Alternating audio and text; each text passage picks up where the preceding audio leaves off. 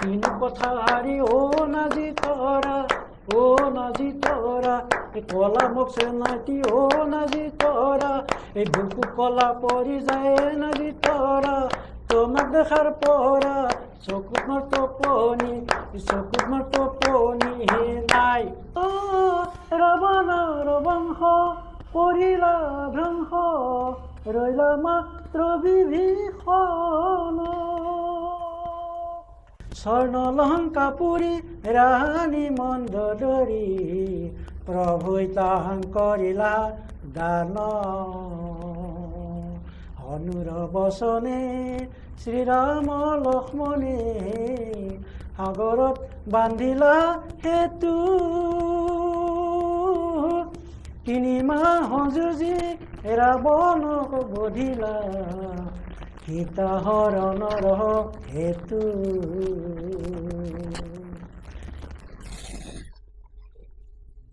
আমি আজি ডেমক্ৰেচি লাইফৰ কাৰ্যালয়ত মাতি আনিছোঁ এগৰাকী অভিনেতা কবি সংগঠক। তেওঁ হৈছে হৰকান্ত বৈশ্য আৰু হৰকান্ত বৈশ্য এগৰাকী কবিয়েই নহয়, এগৰাকী অভিনয় শিল্পী আৰু এগৰাকী সুসংগঠক। আমি তেখেতৰ সৈতে আজি কথা পাতিম। তেখেতে কেতিয়াৰ পৰা কবিতা লিখিবলৈ ল'লে আৰু কিয় লিখিবলৈ ল'লে এই ক্ষেত্ৰত আমাক ক'লে।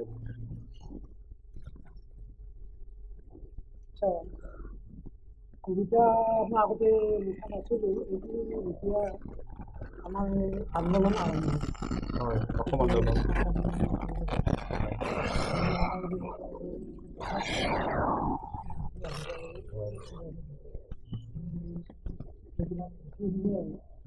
মনত কিছুমান যি ভাৱ সেইটো আপোনালোকক ক'ব নোৱাৰোঁ।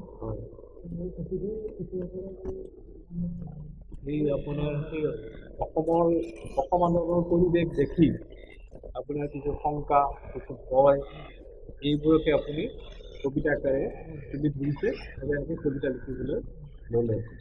আৰু তেতিয়া আপুনি ধৰক অসম আন্দোলনৰ পৰিৱেশটো কেনেকুৱা দেখিছিলে আপুনি? কি ক'ম আৰু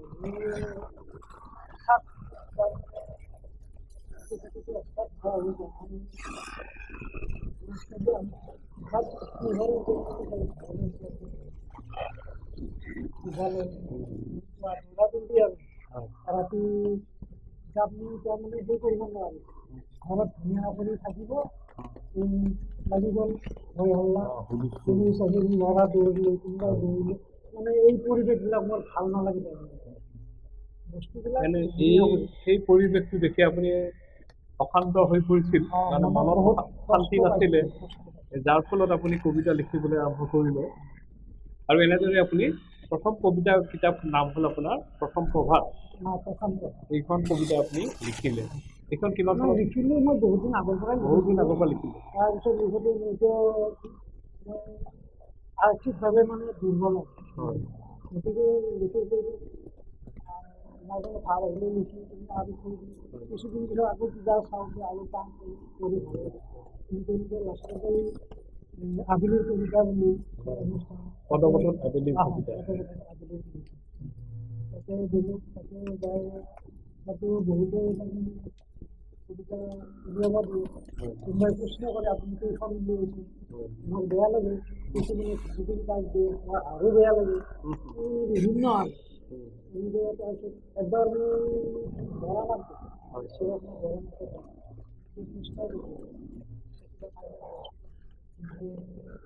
তাত লিখা আছে আৰু কবিতা আছে,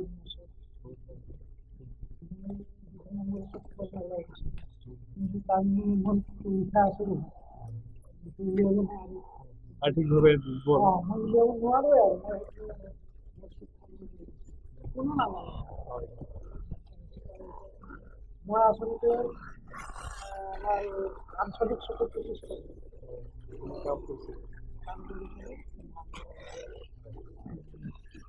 তাত তাৰমানে আমাৰ বস্তুত আত্মসন্মান নিবাৰণৰ কাৰণে এইটো বাটৰ নাট কৰিব লাগিব। বাটৰ নাট কৰিলে 2 বছৰ পিছত বিদ্যালয়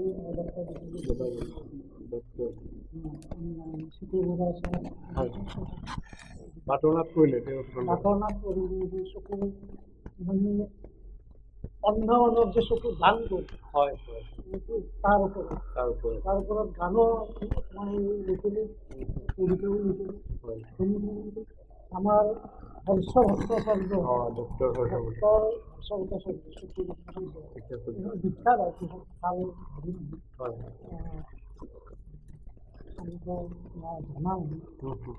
অভিজ্ঞ মানুহ তেখেতে মোৰ এই কবিতাটো কিছুদিন চালে তাৰপিছত আকৌ কিছুদিন পিছত ফোন ডিপিটিৰ পৰা আৰম্ভ কৰি একদম উন্মোচন হ'লেই গোটেইখিনি কাম কৰি গোটেইখিনি তেখেতে গোটেই তেখেতে আলহীবিলাকো মাতিছে মোৰ গাইছে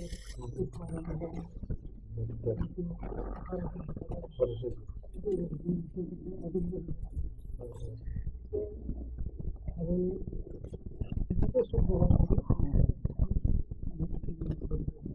এনেকৈ প্ৰকাশ কৰিছে আচ্ছা আপুনি আপোনাৰ কবিতা আমি শুনিম আপুনি এইখন আপোনাৰ প্ৰথম প্ৰভাত আপোনাৰ প্ৰথম কাব্য সংকলন ইয়াৰ পৰা আমি আপোনাৰ কবিতা শুনিম আমি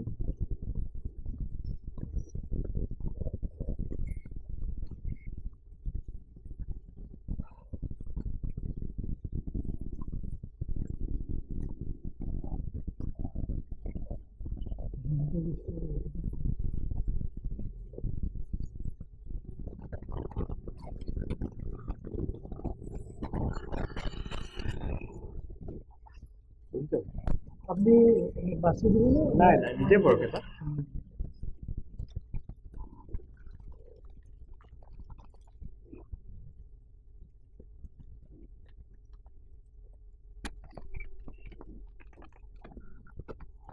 পঢ়ি যাওক তাৰ পৰা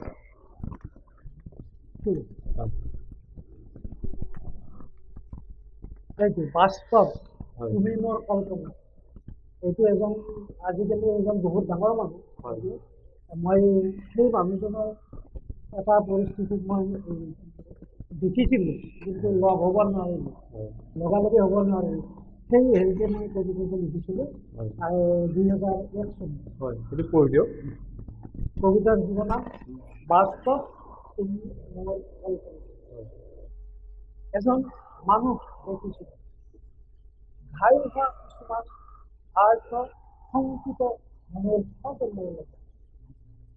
এখন উত্তৰত এনে আৰু ভাতৃত্বৰ মৰম আপ্লুত হৈছিলোঁ মই দেখি এজন বিচক্ষণ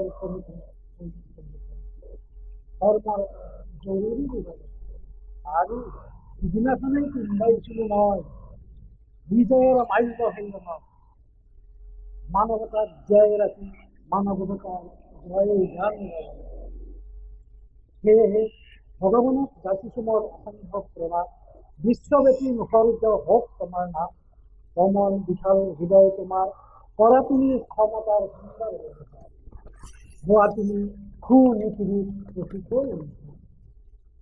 কৰ্ম হওক তোমাৰ বিশ্ব বিস্তৃত বিভূষিত হোৱা তুমি বিশ্বৰত্নেৰে অলংকৃত হোৱা তুমি জনতাৰ আশীষেৰে হে মহান গুৰু দেশ মাতৃ জনগণৰ বাবে নিবেদিছোঁ হিয়া ভৰা ভকতি অটুট থাকক অদম্য শকতি যুগে যুগে বৈ যাওক অসম সন্তানৰ অমৰ স্মৃতি সুখ শান্তি সমৃদ্ধিৰে পৰিপূৰ্ণ হৈ একমুখৰ হাঁহিৰে উজ্বলি থাকক অসমীয়াৰ মুখন অসমীয়াৰ মুখখন ধুনীয়া ধুনীয়া অসম মাতৃৰ ওপৰত লিখিছে আৰু এগৰাকী ব্যক্তিৰ সোঁৱৰণত লিখিছে এইটো সুন্দৰ মানৱতাবাদী কবিতা আৰু আমি পিছলৈকে কবিতা শুনিম আপুনি এগৰাকী অভিনেতা বৰ্তমানলৈকে আপুনি কিমানখন চিৰিয়েল বা নাটকত অভিনয় কৰিছে তেখেতক অলপ জনাবচোন হ'ম আৰু তাৰ কেইটামান সংলাপ আমাক গাই শুনাব আচলতে অভিনেতা এনেকৈ নহয় মই অখ্যাত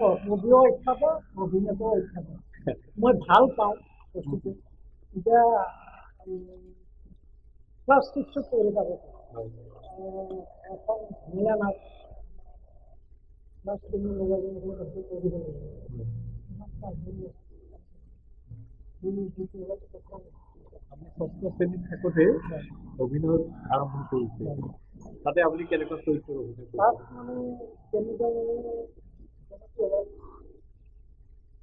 স্কুলত যাওঁ স্কুলত যাই পলিটিকেল থৈ আম পাৰিব যাব আম পাৰিব যাওঁতে মোৰ লগৰ এজনে সি ক'লে তাৰ ভৰিখন মানে কিবা বিষাইছে সি মোক মানে ক'লে মোক ক'লে মই আৰু লগালগ মোৰ সিহঁতলৈ হেৰি ধৰি দিলোঁ মানে ফুল ৰিহাৰ্চেল আছিল ইফালে ছোৱালীবিলাক আছে ইফালে ল'ৰাবিলাক ইফালে সববিলাক তাত মানে এনেকুৱা হৈ গ'ল আমাৰ নাটকখন নহয়েই আৰু চবেই ধৰ নাটক নহয় তাৰপিছত যেতিয়া মই আৰম্ভ কৰিছিলোঁ ছোৱালীবিলাকে খিলখিলে হাঁহি দিলে ল'ৰাবিলাকে খিলখিলে হাঁহিব ধৰিলে মাষ্টৰবিলাকো খিলখিলে হাঁহি হাঁহি একদম পুৰা মই ডাইলগ ক'লে আহে তাৰমানে আপুনি খুকুটীয়া কৌতুক টাইপৰ অভিনয় কৰিছে তাৰপিছত নাটক আমাৰ 5 নম্বৰতে নাটক হৈ গ'ল তাৰমানে আপুনি মানে এখন নোহোৱা নাটক এখন মানে সুন্দৰকৈ হৈ গ'ল কৰিলে মানে দ্বিতীয় পুৰস্কাৰ পালোঁ কিমান ক'ত অভিনয় হৈছিলে সেইখন মোৰ হাইস্কুলৰ বৰতলা হাইস্কুল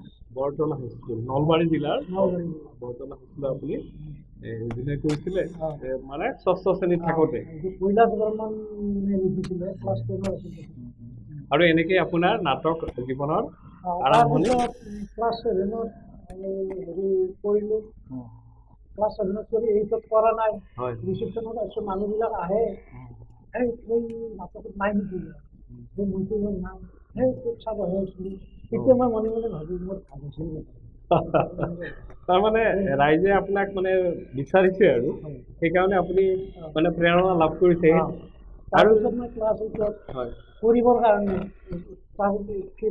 নাটক কৰিবৰ কাৰণে নাটক বিচাৰি ডাইলগ ভাল নালাগে এটা মাত্ৰ ডাইলগ ভাল থাকে বাকীবিলাক এনেই থিয়ৰি থাকে তাৰপিছত মই লাষ্টত গৈ মই নিজে নাটক এখন লিখিলোঁ 5টা চৰিত্ৰ 5টা বোলে ভাল হওক বেয়া হওক চবৰে ডাইলগ আছে এতিয়া নাটকখন মই এজন আমাৰ শিক্ষক এজনে কাম কৰিলোঁ মই মনে মনে চুটি আছোঁ কিবা ক'ব নেকি মোৰ ভয় আকৌ মোক কিবা ভয়ো লাগি আছে মোৰ নাটকখনে তাৰে পিছত যেতিয়া নাটকখন হৈ গ'ল মই তাৰমানে যিটো ভাবতো তেখেতে ভাবতে লৈছোঁ আপুনি চাকচেছ হোৱা বুলি ভাবিছে তাৰমানে ক্লাছ মানে 8ম শ্ৰেণীত আপুনি নাটক ৰচনা কৰিছে একাংকিয়া নাটক আৰু একাংকিয়া নাটক কৰি আপুনি মানে সফল হৈছে আৰু ইয়াৰ পিছত আপুনি কি নাটক কৰিছে তাৰপিছত মই ক্লাছ 8ত হেৰি দিলে আমাৰ গাঁৱত নাটক হয় প্ৰতি বছৰে উৎসৱ হয় উৎসৱত সেইবাৰ নৰকাসুৰ নাটক হয় এই দেৱতা আৰু অসুৰৰ যুদ্ধ হয় তাত মই ছোৱালীৰ পাৰ্ট দিলে তেতিয়া মানে মতা পুৰুষ মানুহে হেৰি ছোৱালী মানুহ নাছিলে পুৰুষে তিৰোতা চৰিত্ৰ অভিনয় কৰিছিলে মানে মোক দিছিলে বিশ্বকৰ্মাৰ জীয়েক ইন্দুমতী বাপৰে আপুনি ছোৱালীৰ তিৰোতা কেৰেক্টাৰ কৰিলে তেতিয়া ৰাইজৰ পৰা কেনেকুৱা প্ৰশংসা পাইছিলে ৰাইজৰ বহুত ভাল পাইছিল লগৰ ল'ৰাবিলাকো অলপ অলপ লাজো লাগে পিছত কিন্তু লাজ লাগিলেও সেইটো অভ্যাস হৈ গ'ল আৰু আচ্ছা আপুনি ধৰক এই নাটকৰ সংলাপ মনত আছেনে বা এটা আছে নাটকত তথাপি এনেকৈ নাই তথাপি এটা এই যি ডেন্স ড্ৰামা কৈ দিছোঁ এই হৰিশ্চন্দ্ৰৰ শ্মশান মিলন হয় তাৰমানে সেই হেৰিবিলাক অপ্সৰাবিলাক ফুলত লাগি থাকে হৰিশ্চন্দ্ৰ ৰজাই এৰি দিয়ে এইটো গোটেই লিখিজনে কৈছিল শুনা শুনা হৰিশ্চন্দ্ৰ তুমি মহামতী কাৰ আদেশত দিছা তুমি বন্দিক মুকুতি তাৰপিছত হৰিশ্চন্দ্ৰ ৰজাই মিছাতে দুখিছা অহে দেখিব বিপদ নাই মুক্তি পালে দৰ্শনত মই সুন্দৰ ধুনীয়া সংলাপ সঁচা নেকি ৰজা তুমি এনে পুণ্যবান মই ব্ৰাহ্মণক তেন্তে দিয়া তুমি দা বঢ়িয়া বঢ়িয়া আকাশৰ চন্দ্ৰ সূৰ্য সবে আছে চাই কোৱা তেন্তে কি দান লাগিব দেখাই এই এনেকৈ ধুনীয়া ধুনীয়া ধুনীয়া আৰু ইয়াৰ পিছত আপুনিতো এই চিৰিয়েল মানে চিৰিয়েল মানে চিৰিয়েলতো অভিনয় কৰিছে পৰিণতি বুলি এখন আছিল আমাৰ তেতিয়া এইবিলাক নাছিলে দূৰদৰ্শনৰ পৰা হৈছিল পৰিণতি বুলি হীৰেণ বৰা ছাৰ তাৰপিছত প্ৰেয়সী তাৰপিছত পাৰ্বতী বুলি এখন কৰা গৈছিলে এইখন বোধহয় ৰিলিজ নহয় এনেকৈ আৰু এখন আছিল এজন পুলিচ বিষয়া অহাৰ পিছত সেইটো একশ্যন আৰু একশ্যন তাৰমানে ইনকুৱাৰী কৰিব লাগে পুলিচ বিষয়া এজন অহাৰ পিছত কেনেকৈ পৰিৱেশ হয় কেনেকুৱা পৰিস্থিতি হয় তাৰ ওপৰত কৰিছে আৰু আপুনি বেহাৰবাৰী আউটপোষ্ট অভিনয় কৰিছে নেকি নাই বেহাৰবাৰী আউটপোষ্টত মাতিছিলে একদিন যোৱা নহ'ল আচ্ছা ৰং চেনেলত এই মেঘমলা তাতে এনে সৰু চৰিত্ৰ মাতে আৰু মাতিলে যাওঁ আচ্ছা ঠিকেই বাৰু আপুনি নাটক লিখিছে অভিনয় কৰিছে বৰ্তমান নাটকৰ পৰিৱেশ আমাৰ অসমত যেনেকৈ ভ্ৰাম্যমাণৰে হওক বা MSR গ্ৰুপৰে হওক এই নাটকবিলাক আপুনি দেখিছে এইবিলাক দেখি আমাৰ সমাজৰ ছবি এই নাটকবিলাকত প্ৰতিফলিত হ'ব বুলি ভাবেনে আচলতে বাস্তৱধৰ্মী বস্তুবিলাক বাস্তৱধৰ্মী হ'ব লাগে তাৰমানে তাৰ পৰা কিবা মানুহে শিকিব পাৰিব লাগে যে এইটো কৰিলে এনেকুৱা হয় কিন্তু আজিকালি মই এতিয়া সেইটো সিমান মন্তব্য নিদিওঁ কাৰণ বিজনেছৰ কথা আছে ব্যৱসায়িক দিশটো কাৰণ ব্যৱসায়ো লাগিব গতিকে আচলতে বস্তুটো ৰাইজৰ জনসাধাৰণৰ আৰু সেইটো নাটক বস্তুটো বহুত মানে মানুহৰ জ্ঞান বহুত বাঢ়ে জ্ঞান হয় অভিনয় উপভোগ কৰিলে মানুহে মানে যথেষ্ট জ্ঞান লাভ কৰিব পাৰে আৰু অভিজ্ঞতা হয় আৰু প্ৰেৰণা পায় জীৱন যুঁজত আগুৱাই যাবলৈ এটা মানে ব্যৱসায় মানে কি মানুহ চলাৰ এটা বাণিজ্যিক দিশ আছে ভ্ৰাম্যমাণ নাটকে বহুত মানুহক কৰ্মসংস্থান দিছে হয়নে এতিয়া আপুনি নাটকত কেনেকুৱা চৰিত্ৰত অভিনয় কৰি ভাল পায় মই আচলতে ধেমেলীয়াটো মই ডাইলগ ক'লে বহুত মানুহে হাঁহে সেইকাৰণে বহুতে নাজানে তাৰমানে বস্তুবিলাক এতিয়া মই নিজে নকওঁ এতিয়া মাতিছে যিনি যি কৰিব দিয়ে সেয়ে কৰোঁ মোটামুটি আপুনি সকলো চৰিত্ৰত অভিনয় কৰি ভাল পায় অভিনয় কৰি ভাল পাওঁ সংলাপ আপুনি আৰু দুটামান সংলাপ ক'ব নেকি নাটকৰ সংলাপ দুটামান কৈ দিয়ক এই বিশ্বকৰ্মা নাটকৰ সেই নৰকাসুৰ প্ৰশ্ন হয় আৰু জন্তু পানৰ হয় সেইটো নাৰী জাতি অবলা নাৰী জাতি দুৰ্বলা হ'লেও আমি যুদ্ধলৈ ওলাই আহিছোঁ আমি অসুৰৰ লগত যুদ্ধ কৰিম বঢ়িয়া এইটো ইন্দুমতী নাটকৰ সংলাপ আপুনি ধৰক বিভিন্ন নাটকত অভিনয় কৰিছে ধৰক আপুনি অভিনয় কৰি পুৰস্কৃত হৈছেনে ক'ৰবাত পুৰস্কৃত হৈছোঁ হয় বেলতলাত কৰিছিলোঁ এটা সময়ত বেলতলাত প্ৰথম বিহু পাতোতে ময়ো আছিলোঁ বিহু পাৰ্টিটো আছিলোঁ এই লেম আৰু ছাতি লোৱা মানুহজন ময়ে আছিলোঁ আমাৰ এই যিখন শইকীয়া ছাৰ ভৱেন্দ্ৰনাথ শইকীয়া ছাৰ তেখেতে উন্মোচন কৰিব আহিছিল মোৰ লেম্পটো তাৰমানে এই কলা হৈ আছিল ওপৰখনত মোক কি শেষ ৰাতিৰ বিহু নেকি ময়ো এনেকৈ দিলোঁ শেষ ৰাতিৰ বিহু কিন্তু শেষ ৰাতি হোৱা নাছিল ৰাতি অলপ দেৰি হৈছে আৰু তেখেতে উন্মোচন কৰে তাৰপিছত আমি বিহু হেৰি কৰিলে বিহুগীত আপুনি গায়নে বিহুগীত সেনেকৈ মই আগত আছিলোঁ তথাপিও অলপ চলপ গাওঁ আৰু আপুনি বিহুগীত দুটামান আমাক শুনাওক বাৰু এটা যোজনা গাই দিওঁ তাৰপিছত আৰু O berore diriya kamiyo ko khai deo O berore diriya kami Osinati bhabere O nasaba ko khai O gaur beka gavore Abinu babinoni O tomar bakoni Lokha por jolere রান্না চলি আলু গুড়ে বাতলি কোমলকৈ বেতৰে গাজেন হাঁহে কণী ভাজ দিয়া ৰান্ধনি এশ এটা শাকেৰে খাওঁ। বঢ়িয়া। বিহুত এশ এটা শাকেৰে এইবিলাক অৰ্থ আছে আৰু অৰ্থ আছে। আগৰ মানুহবিলাকে এতিয়াও কিছুমানে যত্ন কৰি খায়। গাঁৱত 101বিধ শাকেৰে বিহু ভঙাৰ দিনাখন মানে আঞ্জা খায়। সেইটো এটা নিয়ম পৰম্পৰা। যিয়েই নহওক আপুনি বিহুৰ লগতো জড়িত হৈ আছে। এতিয়া আমাৰ অসমৰ বিহু অপসংস্কৃতি বুলি বহুতে প্ৰচাৰ কৰিছে, মানে অপভ্ৰংশ হ'বলৈ গৈ আছে বুলি কয়। বিহু সম্পৰ্কত আপুনি কি ক'ব? এই বিহু অপভ্ৰংশ, বিহু কেতিয়াও নহয়। আচ্ছা, এইটো অপভ্ৰংশ কেতিয়াও নহয়। মানুহে কিছুমানে কয়, হ'লেও কিছুমান কথা চিন্তা কৰিও ক'ব লাগে আচলতে।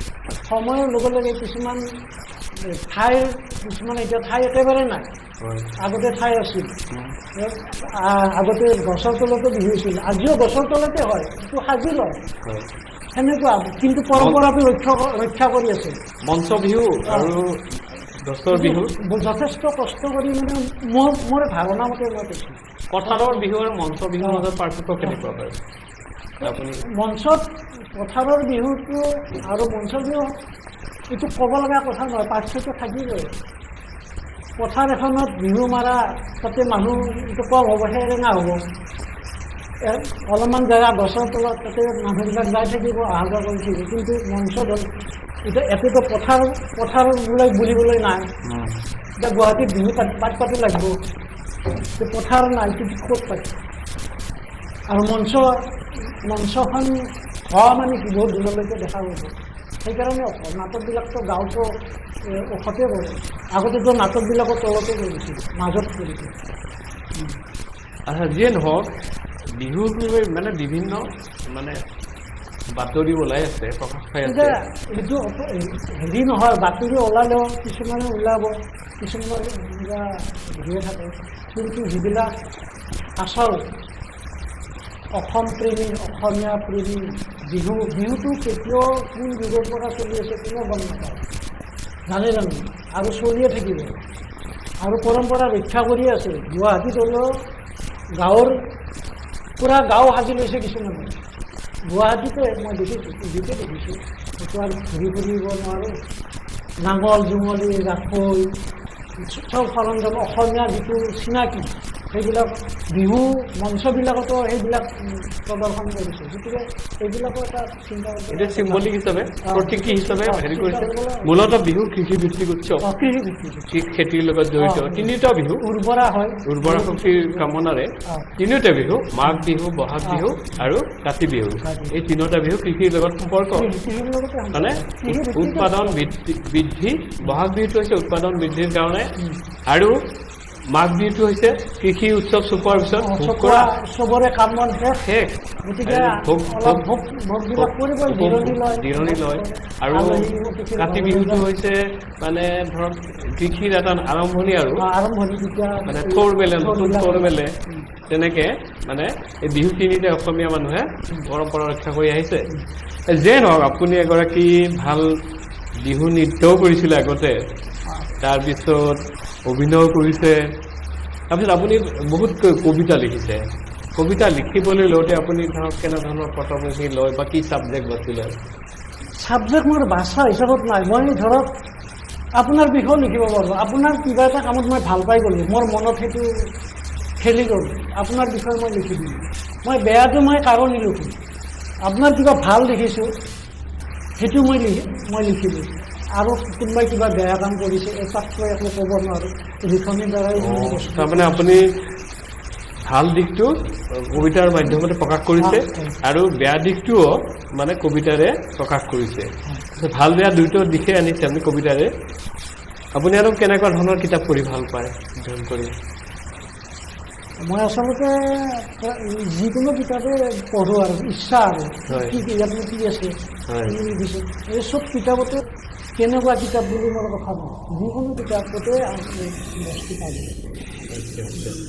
আপুনি এতিয়ালৈকে যিবিলাক কাম কৰিছে, বিভিন্ন কাম কাজ কৰিছে, বঁটা চটা পাইছে নেকি, বা আকৌ বৰ্ধনা কিবা কিবি পাইছে নেকি? সম্বৰ্ধনা মই নপঢ়োঁ নহয়। এতিয়া কিতাপ উন্মোচন কৰোঁতেতো সেইটো সিদিনা পাইছোঁ, তাৰপিছত মোৰ যি জন্ম ঠাই বৰতলা বৰতলা তাৰপিছত বাতৰি যিটো গম পাইছোঁ কিন্তু তাৰপিছত সভা আছিলে তাত মোক সম্বৰ্ধনা জনাইছোঁ বাগদান মন্দিৰ লাইব্ৰেৰীৰ ফালৰ পৰা বৰতলা লাইব্ৰেৰীত সম্বৰ্ধনা জনাইছোঁ আপোনাৰ আৰু অনিৰ্বাণ বুলি এটা অনিৰ্বাণ গোষ্ঠী হয় সাংস্কৃতিকে অনুষ্ঠান হৈছিল আৰু তেখেতসকলেও সম্বৰ্ধনা জনাইছে তাৰপৰা আপোনাৰ কামৰ কাৰণে সন্তুষ্ট হৈ তেওঁলোকে সম্বৰ্ধনা জনাইছে আপুনি ধৰক আৰু আগলৈকে কেনেকুৱা ধৰণৰ কাম কৰিব ইচ্ছা কৰি এতিয়া মই ৰাইজৰ কাৰণে মোৰতো লিখিব মানে লিখি আছোঁ কিন্তু উলিয়াব পৰা নাই লিখি আছোঁ বৰ্তমান এখন কবিতা লিখি এখন উপন্যাস হয় আৰু এখন ধাৰাবাহিক টাইপৰ মানে এনেকৈ লিখি আছোঁ তিনিটা বস্তু একেলগে মানে উপন্যাসো আপুনি লিখি আছে প্ৰকাশৰ পথত আৰু কবিতাও প্ৰকাশৰ পথত গদ্য গ্ৰন্থ আৰু ইয়াৰ উপৰি আপুনি প্ৰবন্ধ লিখে আৰু কেনেকুৱা ধৰণৰ প্ৰবন্ধ লিখে আপুনি এতিয়া কেনেকুৱা ধৰণে মানুহে এনেকৈ পঢ়ি ভাল পাব লাগিব ঘটনাটো এই ঘটনাটো মইতো বাস্তৱক আলম লৈ মানে লিখা যাব সেই ঘটনাটোৰ পৰা মানুহে কিবা এটা শিকিব লাগিব এনেকুৱা আছিল এনেকুৱা হয় গতিকে মানুহ এটা সাহসো পাব আৰু ধৈৰ্য থাকিব এইবিলাক যদি পঢ়িলে নপঢ়িলেতো গমেই নাপায় না আজিকালি মানুহেতো কিতাপ নপঢ়াই হৈছে এই সম্পৰ্কত আপুনি কি ক'ব এইটো এটা নপঢ়া বুলিও ক'ব নোৱাৰি যে মানুহবিলাক বহুতে পঢ়েও কাৰণ গ্ৰন্থমেলাত দেখোঁ বহুত কিতাপ কিনা দেখা যায় সেইবিলাক কি এনেই থৈ দিম ঠিকে আছে মানে গ্ৰন্থমেলাত কিতাপ বিক্ৰী হয় তাৰমানে সেইটো আপুনি লক্ষ্য কৰিছে আৰু সেইকাৰণে আপুনি লিখি আছে মই গ্ৰন্থমেলাটো মোৰ কথা নাই কিন্তু মই লিখিব লাগে মানুহক মানে সচেতন কৰিব লাগে সেইকাৰণে আপুনি লিখে যিয়ে ধৰক আপুনি এগৰাকী সংগঠকো আপুনি এতিয়া বৰ্তমানলৈকে কোন কোন সংগঠনৰ লগত জড়িত হৈ আছে সংগঠন মানে ধৰক হেৰি আপোনাৰ সাহিত্য সংগঠন বা তাতে এতিয়া পাঞ্জাবাৰী সাহিত্য সভাৰ লগত দিছপুৰ সাহিত্য সভাৰ লগত যোনে মাতে আৰু তাতে যাওঁ হাংগাবাৰীটো আছে তাৰপিছত চান্দমাৰীৰ সেইটো আজিকালি গুৱাহাটীত আনিছে আৰু অসুবিধা হ'ব আপুনি আবৃত্তিও কৰে আবৃত্তি কৰি ভাল পায় ন আবৃত্তি প্ৰতিযোগিতাত আপুনি মানে পুৰস্কৃত বিচাৰকৰ বিশেষ বঁটা পাইছোঁ বিচাৰকৰ বিশেষ বঁটা বাকী চব সৰু মই বয়সত ডাঙৰ তথাপিতো আপোনাৰ ইচ্ছা আছে কাৰণে গৈছোঁ স্বৰচিত কবিতা আৰু এটা আছিল জ্যোতিপ্ৰসাদৰ আছিল নেকি দুটা কবিতা তাৰপিছত মই পঢ়ি গুচি আহিছোঁ তাৰ নেক্সট দিনা বাতৰিহে পাইছোঁ নামটো পাইছোঁ পুৰস্কাৰ পাইছোঁ তাৰে পিছতহে ঠিক আছে আপুনি আবৃত্তি কৰিব নেকি বাৰু আবৃত্তি কৰিব পাৰে যদি আনিছে কৰক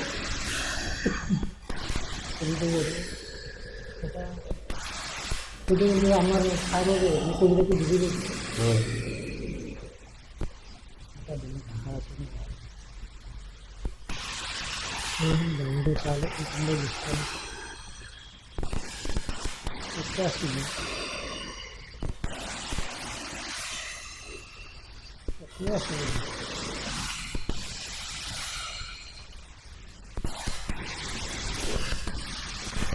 এইটো কবিতা মই যিদিনা হেৰি আছিলোঁ তেতিয়া মই চান্দমাৰীত কবিতা আবৃত্তি সৰস্বতী কবিতা আবৃত্তি কৰোঁ গতিকে ডিউটিৰ পৰা ওলাই আহি সেইদিনা কবিতা নাই তেতিয়া কি হ'ব কবিতাটো তাতে গ'লে আবৃত্তি কৰিব লাগিব তাৰপিছত সেই মেডিকেলৰ গেটত চাহ দোকান আছে চাহ দোকানৰ এখন বেঞ্চ আছে তাতে বহি পেলাই এই কবিতাটো লিখিলোঁ ইটোৰ পিছত এখন কিতাপত নিদো বুলিয়ে কৈছিল পিছত দিয়ে দেখিলোঁ দিয়াৰ পিছত আৰু আলোচনী এখনত প্ৰকাশ কৰিলে নিবেদন হে দেৱ হামো তোমাকো এক প্ৰাৰ্থনা কৰে পৃথিৱীৰ মধ্যে অপশক্তিৰে উৎপীড়নৰ কাৰণ সৰ্বসাধাৰণ মনুষ্যগণৰ মহাপৈমাল ঘটিব শান্তি ভংগ হইল দৈত্য দানৱৰ অত্যাচাৰ সহিয়া জননীৰ বৰ দুখ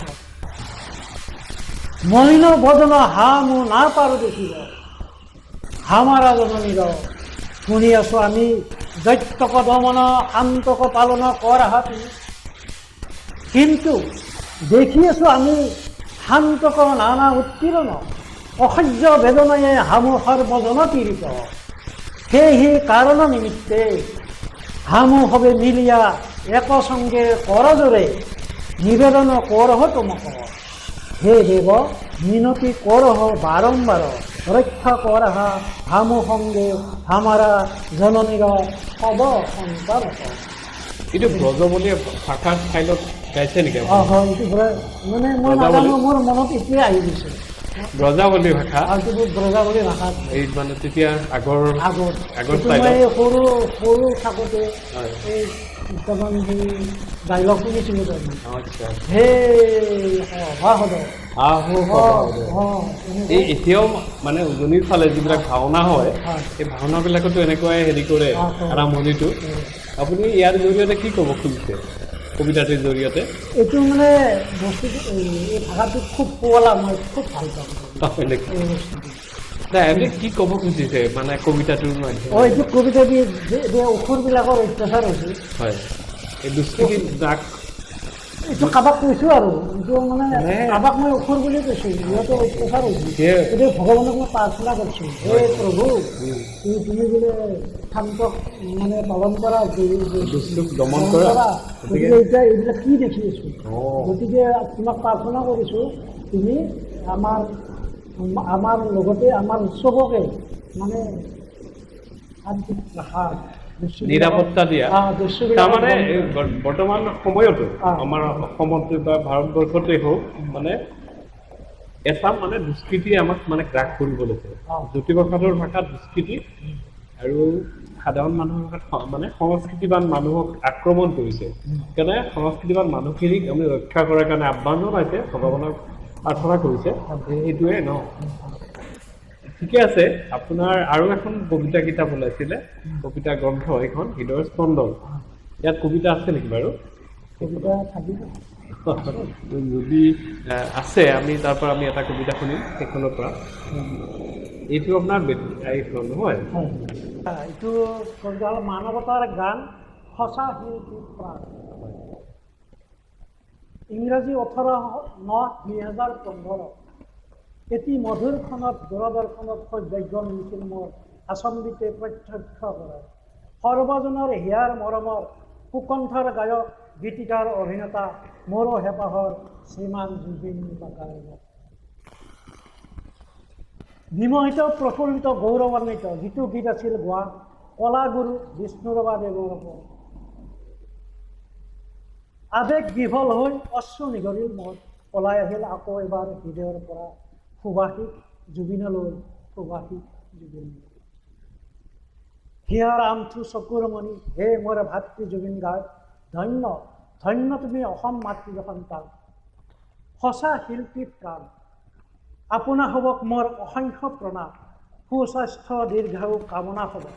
দেখিছোঁ পৰ্দাত, শুনিছোঁ কৰ্ণত, আপোনা খবৰ সুমধুৰ কণ্ঠত, মানৱ দৰদী সুৰ মানৱতাৰ জয়গান। আগতেও জাগিছিল, আজিও জাগিছে, আৰু যুগে যুগে জাগি থাকিব সঁচা। আপুনি এগৰাকী লোকগীতো গায়, লোকগীতৰ শিল্পী হিচাপেও আপোনাৰ পৰিচয় আছে। শিল্পী নহয়, এনেই গাওঁ। আপুনি লোকগীত এটা গুণগুণাই দিব। অনুৰ বচনে লক্ষ্মণী সাগৰত বান্ধিলা সেতু, 3 মাহ যুঁজি ৰাৱণক বধিলা, সীতা ৰণৰ হেতু।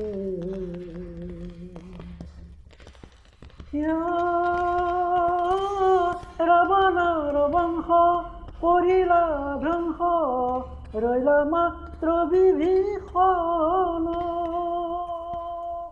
স্বৰ্ণলংকা পুৰি ৰাণী মন্দোদৰী, প্ৰভুই তাহাং কৰিলা দান।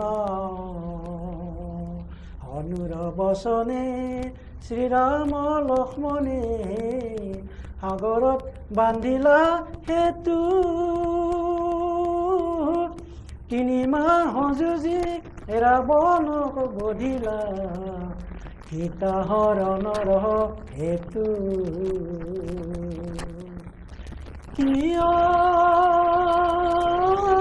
অজিত পৰীক্ষা কৰিলা সীতাক অযোধ্যা পুৰ খনিলা লোকনিন্দা শুনি প্ৰভুৰ ভ্ৰমণি সীতা বন বাস দিলা সুন্দৰ সুন্দৰ সুন্দৰ আৰু এটা গাই দিয়ক সুন্দৰ লোকগীত বেলেগো গাব পাৰে আধুনিক গীত যদি পাৰে লোকগীতে গাব দূৰৰে বনিব লাভ নাই ধন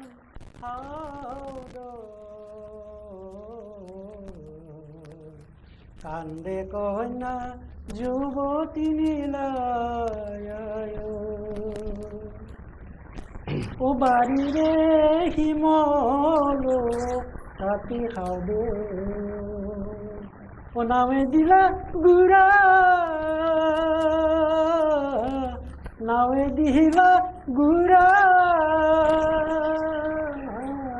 নালগে যাব দেখা হাউজৰ যাব ও ঘূৰি ঘূৰা দূৰৰে বনিব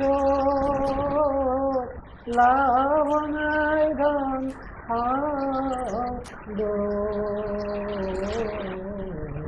কান্দে কন্যা যুৱতী নীলায় ও বাৰীৰে ভুলুকা কাটি খাবে নামে দিলা চুই নামে দিলা চুই নালগে যাব দেখা হাউজৰ যাব সৰু ভাই দূৰৰে বনিজৰ লাভ নাই ধন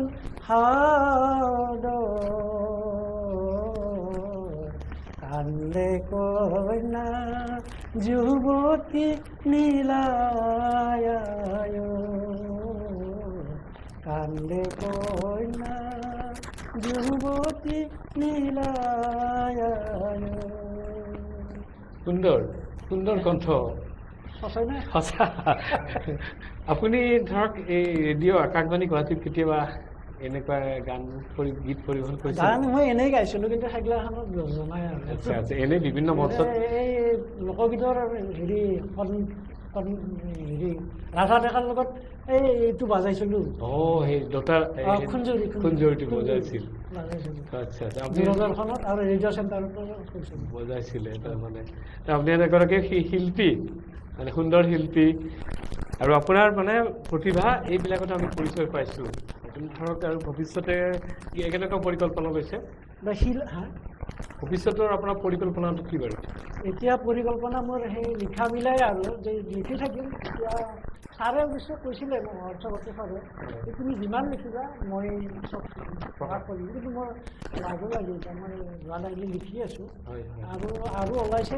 দুজনমান কিন্তু মই আৰু মানুহক ক'ব টান পাম কিন্তু ছাৰে নিজে মোক হেৰি কৰিছে প্ৰথম কিতাপখন দুইখন পাব্লিছ প্ৰকাশ কৰিছে গোটেই সমস্ত আপুনি চকু ডিপাৰ্টমেণ্টত চাকৰি কৰিছিলে কেতিয়া অৱসৰ গ্ৰহণ কৰিলে মই ইংৰাজী 2017ত অৱসৰ গ্ৰহণ কৰিলে আৰু তাৰপিছত আপুনি কণ্টিনিউ লিখা মেলা কৰি আছে লিখি আছোঁ আৰু ধৰক ইয়াৰ পিছত আপুনি ধৰক কি পৰিকল্পনা লৈছে পৰিকল্পনা মোৰ এই লিখা তিনিখন মোৰ একেলগে মই উলিয়াম বুলি ভাবিছোঁ সেইকাৰণে একেলগে লিখি আছোঁ আস্তে আস্তে ঘৰুৱাও প্ৰব্লেম তাৰে মাজতে লিখি আছোঁ আচ্ছা এতিয়া আমি অনুষ্ঠান সামৰিম এতিয়া বিহুৰ বতৰ আকৌ এটা বিহু গীত শুনিম আপোনাৰ পৰা আৰু বিহু হয় এটা শিল্পীৰ এটা হেৰি আছে শিল্পী তোমাক বহুত প্ৰণাম কবিতা আছে সেইটো পঢ়ি দিয়ক আগতে তাৰপিছত আমি বিহু গীত শুনিম ছুটিয়ে হয় শিল্পী তোমাক বহুত বহুত প্ৰণাম। শিল্পী তুমি অতি সুন্দৰ, নিৰক্ষৰ অজ্ঞানৰ জ্ঞানৰ পোহৰ, জনতাৰ সম্যক জ্ঞানৰ পোহৰ বিচাৰি ফুৰা দিব্য আলোক। শিল্পী খায়ো পিঠিৰ বজা সংসাৰৰ লোক, বিষাদে আবৃত হিয়া ভৰা হৃদয়ৰেও তুমি যে দিয়া পথভ্ৰষ্টজনকো জীয়াই থকাৰ মধুৰ প্ৰেৰণা। কোমল হৃদয়ৰ বিশালতাৰে অকৃত্ৰিম ভাৱেৰে জগোৱা তুমি অফুৰন্ত হাঁহিৰ খৰা। প্ৰিয়জন সৰ্বজনতাৰ বিশ্বৰ প্ৰান্তে প্ৰান্তে আজি মুখৰিত তোমাৰ নাম, দেশৰ সন্মান। হে শিল্পী মহান, তোমাৰ সুস্বাস্থ্য দীৰ্ঘায়ু কামনা আমাৰ, তোমাক বহুত বহুত প্ৰণাম, বহুত বহুত প্ৰণাম। ধন্যবাদ। আপুনি মানে সুন্দৰ শিল্পীক লৈ লিখিছে। জ্যোতিপ্ৰসাদ আগৰৱালাই কৈছিল, শিল্পী মই তিনিও কালৰ আদিতেই যাত্ৰা কৰি অনাদিলৈ যাওঁ, সৃষ্টিৰ নৱতম শলিতা জ্বলাওঁ। শিল্পীসকল দ্ৰষ্টা আৰু শিল্পীসকলে ভৱিষ্যত দেখুৱাই দিব লাগে গোটেই পৃথিৱীখন সুন্দৰ কৰে, তাকে লৈ আপুনি কবিতাটো লিখিছে। ধন্যবাদ। আপুনি এটা বিহুগীত শুনাম বুলি কৈছিল আমাক। ও চিনিমাই কালৈনো লগাইছা, ও চিনিমাই ফুলাংকৈ গামোচা, ও চিনিমাই দুকাষে দি দিলি কাহা পাৰি, তিন পথাৰি ও নাজি তৰা, ও নাজি তৰা, কলা মোক চেনাইটি ও নাজি তৰা, এই বুকু কলা পৰি যায় নাজি তৰা, তোমাক দেখাৰ পৰা চকুত মোৰ টোপনি নাই। সুন্দৰ। আমি এই মঞ্চৰ পৰা অনুষ্ঠান সামৰিম। হৰকান্ত বৈশ্য ডাঙৰীয়াক আমি ধন্যবাদ জনাইছোঁ, তেখেতৰ দীৰ্ঘ জীৱন কামনা কৰিছোঁ, যাতে তেওঁ আমাক সুন্দৰ সুন্দৰ সৃষ্টিৰে গীতেৰে আমাৰ সমাজখনক জীপাল কৰে, সমাজখনক আগুৱাই লৈ যায়, তাৰে কামনা কৰি আজি আমি অনুষ্ঠান সামৰিছোঁ। নমস্কাৰ।